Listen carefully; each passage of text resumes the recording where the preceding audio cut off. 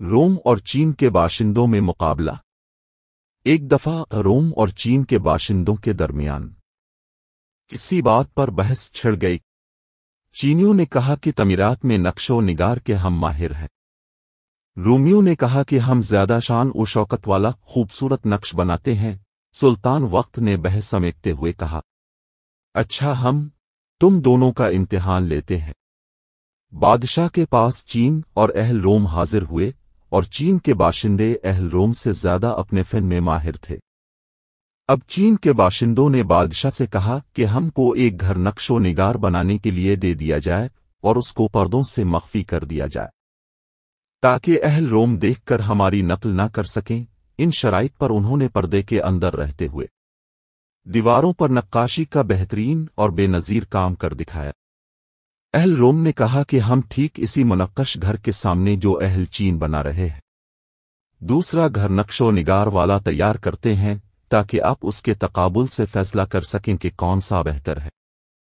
اہل روم نے بھی پردہ کے اندر چھپ کر کام شروع کیا، مگر انہوں نے کوئی نقش نہ بنایا۔ اس نے دیوار کی خوب صفائی کرتے رہے، یہاں تک کہ پورا گھر آئین کی طرح چمکنے لگا۔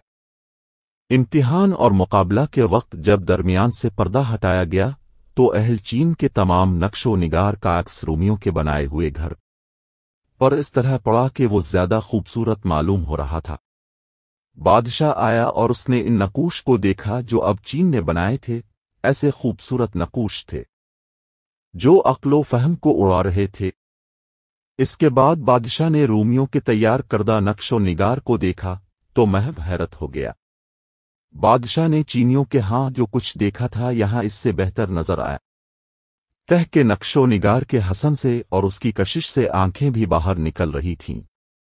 مولانا روم رحمت اللہ علیہ نے رومیوں کی مثال سے صوفیوں کا مقام بیان فرمایا ہے کہ یہ حضرات بھی دل کی صفائی کا زیادہ اہتمام کرتے ہیں، اور اس کی برکت سے بغیر کتاب اور ہنر کے اخلاق حمیدہ سے نقش ہو جاتے ہیں۔